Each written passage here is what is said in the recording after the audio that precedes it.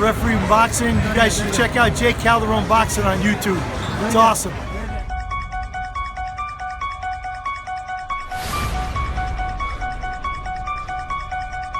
There are many avenues to a knockout.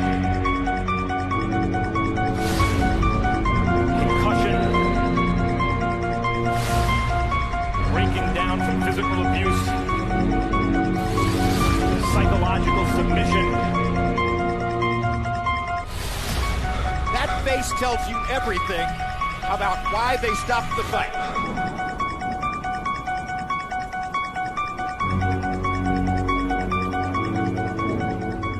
What's up, y'all? It's Calderon, Stand Clear Entertainment, and we're about to get into this week's boxing talk. March 18th at Madison Square Garden, New York City. It's the middleweight showdown between the two top middleweights at 160 pounds. Middleweight king, Gennady Triple G Golovkin, taking on Daniel the Miracle Man Jacobs from Brooklyn, New York. This is a much anticipated matchup that we have been waiting for between the top guys at 160 pounds. Now, a lot of people feel that Gennady Golovkin has taken the easy route to victory, that he has faced lesser opponents in the ring, and he hasn't faced a significant opponent until now. Daniel Jacobs stands to be the true test of Gennady Golovkin. While some people feel still this is not a match where you could measure Golovkin's success as the middleweight king, because they feel that Jacobs is not the guy to really give him that test because of the chin factor of Daniel Jacobs. Jacobs is perhaps the fastest middleweight that Triple G has ever faced, and he is also a solid middleweight that he will be going up against. A guy that knows how to use his legs, very mobile in the ring, has good boxing skills, and has a decent ring IQ. But Triple G's IQ is much better in the boxing ring. This guy was an outstanding Olympic silver medalist with an amateur career of over 300 fights. And now as a professional, he is undefeated with a 23 straight knockout victory. He has claimed 3 world titles of the middleweight division at 160 pounds. And he stands to have another victory on March 18th. But is this fight a lot closer than what people are really saying it's going to be? Because Jacobs is no pushover. This man has the athleticism, he has the hand speed, the boxing skills, and the punching power. I don't think Triple G has faced anyone with the punching power as Daniel Jacobs. This guy can really pack a punch. And we saw in his last biggest fight when he took on Peter Kid Chocolate Quillen, another hard-hitting puncher from the New York area. In that fight, Jacobs jumped all over Kid Chocolate and stunned him early. He was badly hurt and on wobbly legs, and Jacobs was able to finish him off in the first round. Skills pays the bills. We're both are big punchers. Ultimately, I'm faster, I feel like I'm smarter. All I have to do is go in there and prove it. Jacobs, coming up earlier in his career, was a guy that had a promising career as the next great middleweight. This guy was young, he was fast, and he was very explosive. But then came along another Russian who put his lights out in the 5th round. And ever since then, people have written Daniel Jacobs off. This man has survived the biggest fight of his life, and that was against bone cancer. The doctors said that he will possibly never walk again, let alone fight.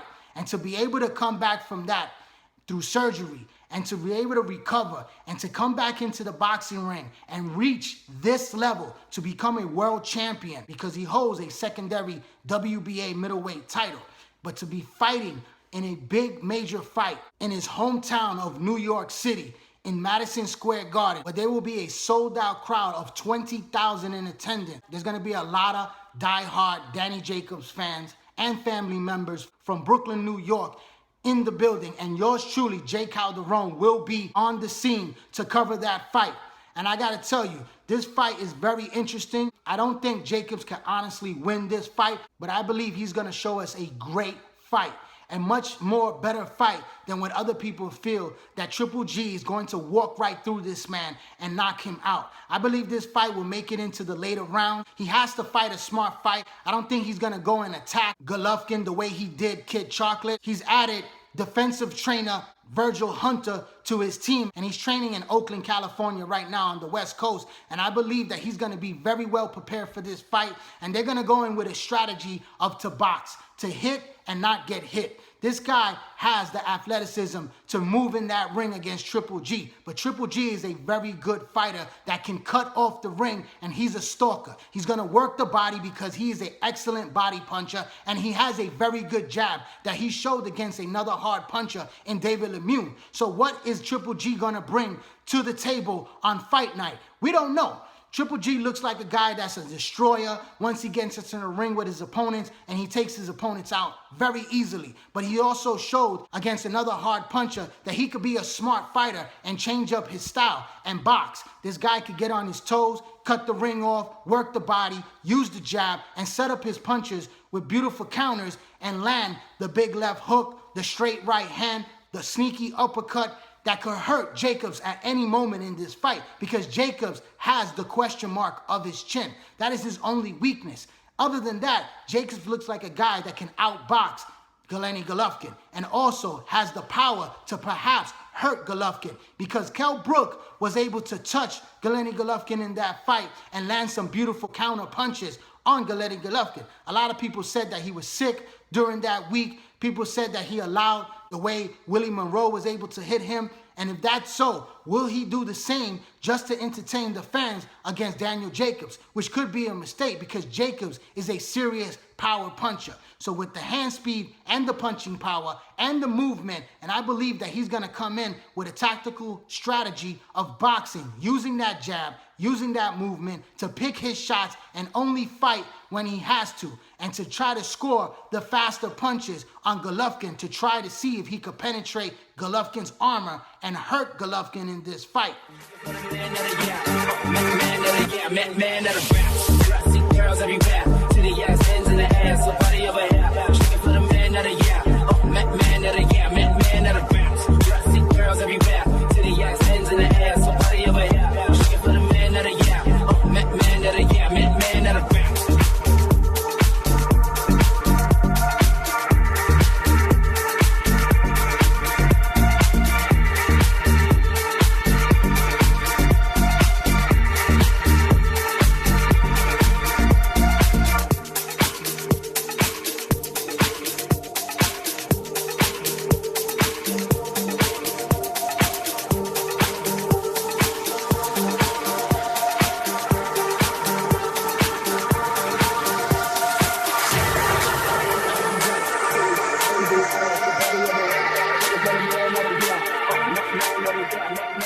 We're going to have to wait and see how this fight plays out. But I believe that Golovkin, who is a serious puncher and is looking very strong in the training camp, is going to be able to break down the body and slow down the pace in this fight against a guy like Daniel Jacobs. And once he has him in front of him, he's going to be able to pick him off up against the ropes or in the corners where he's going to do the most damage to the body and then to the head, and Daniel Jacobs will finally fall.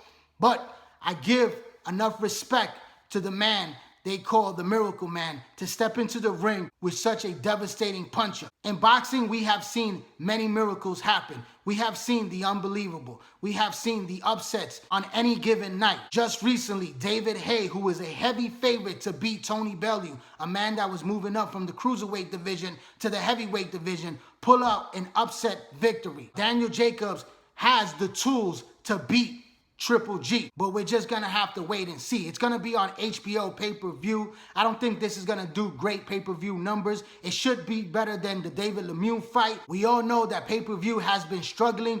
We just saw a great matchup between Keith Thurman and Danny Garcia on free television, which got over 5+ million views. So a lot of people are not gonna really wanna buy a pay-per-view fight when nowadays you can see a great matchup on free television. And we saw what happened with the much anticipated fight between Andre Ward and Sergey Kovalev. That was an intriguing matchup that boxing fans wanted to see, and that fight didn't do no more than 170,000 pay-per-view buys. So this fight might fall into the same range for Golovkin and Daniel Jacobs. But we know that it's going to be a very good, entertaining fight, and I can't wait for this fight to take place. I want to thank everybody who has tuned into my YouTube channel. Please subscribe to J. Calderon Boxing Talk. Hit that little red subscribe button. Put your email information in so you get all my notifications. And also, follow me on Instagram. Follow me on Twitter at J. Calderon Boxing. And also join that Facebook boxing group page,